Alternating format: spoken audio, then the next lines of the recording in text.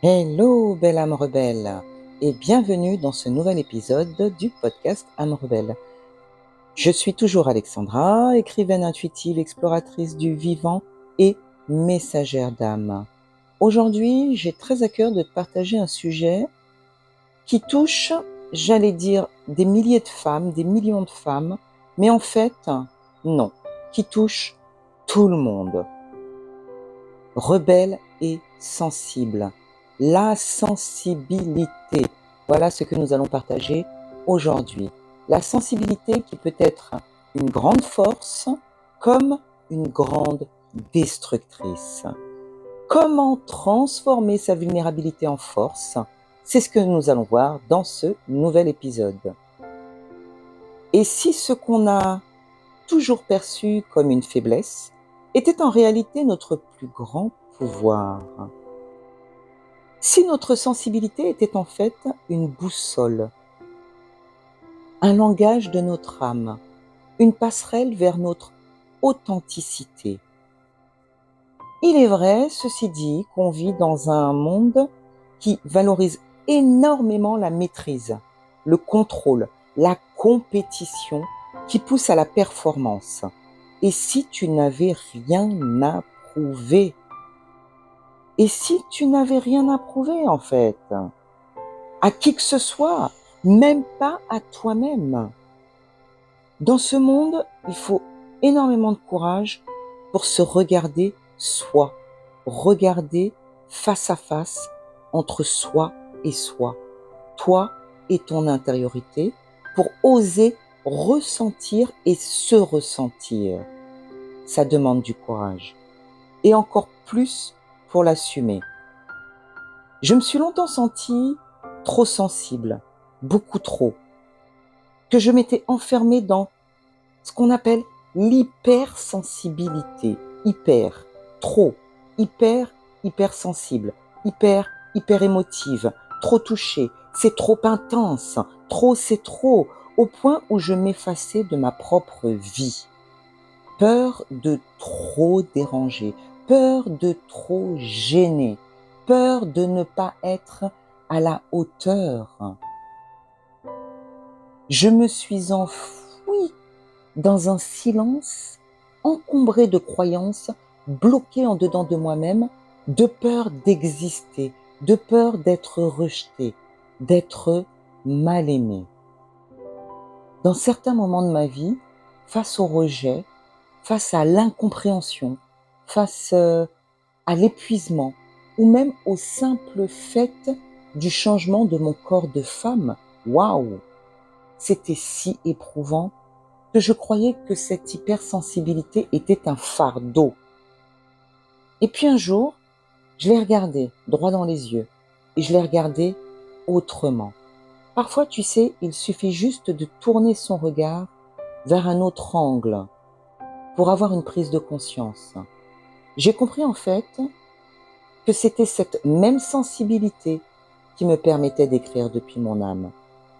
Cette même sensibilité qui ouvrait mon cœur, certes à la douleur du monde, mais aussi à sa beauté. Cette même sensibilité qui me guide dans mes méditations lorsque je les crée, dans mes élans de création et mes silences inspirés. Ma vulnérabilité m'a révélé à moi-même. Elle est devenue mon fil d'or, une vérité nue, certes, et tellement vibrante. De cette prise de conscience, j'ai su en faire une alliée, une force. Et là, dans cet épisode, j'ai envie de te partager 3 clés simples. Si toi aussi, tu traverses cette zone de sensibilité plus, ce trop-plein, 3 clés simples et puissantes qui peuvent transformer ta vulnérabilité en une grande force. Parce que sache une chose, derrière ta vulnérabilité se cache ta puissance. Et le chemin qui mène à ta puissance passe par le fait d'accueillir toutes tes émotions. Oui, oui, je dis bien toutes tes émotions, de les accueillir et ceci sans aucun jugement. Et accueillir ses émotions sans se juger, c'est en fait accepter ce que tu ressens. Car ce que tu ressens a le droit d'exister. Il n'y a pas de bonne ou de mauvaise émotion. Il y a juste là une énergie qui te traverse à un moment donné, qu'elle soit confortable ou inconfortable. Et la juger revient à lui résister. Et lui résister la pousse à se cristalliser. Et où est-ce qu'elle va aller se cristalliser? Eh bien, dans ton corps. Au plus tu chercheras à la contrôler, à contrôler tes émotions, à leur résister, au plus elle va s'endurcir dans ton corps jusqu'à en faire des mots MAUX.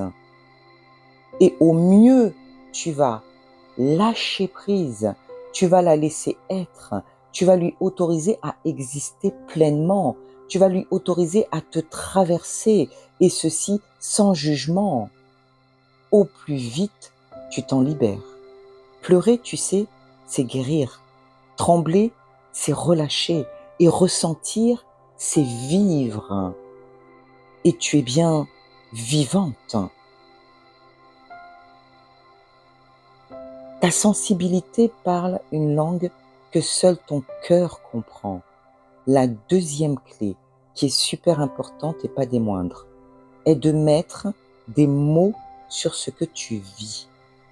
Je me suis souvent sentie coincée dans mes silences, dans ma gorge, avec ce besoin énorme de m'exprimer et de dire ce que je ressentais, et rien ne sortait.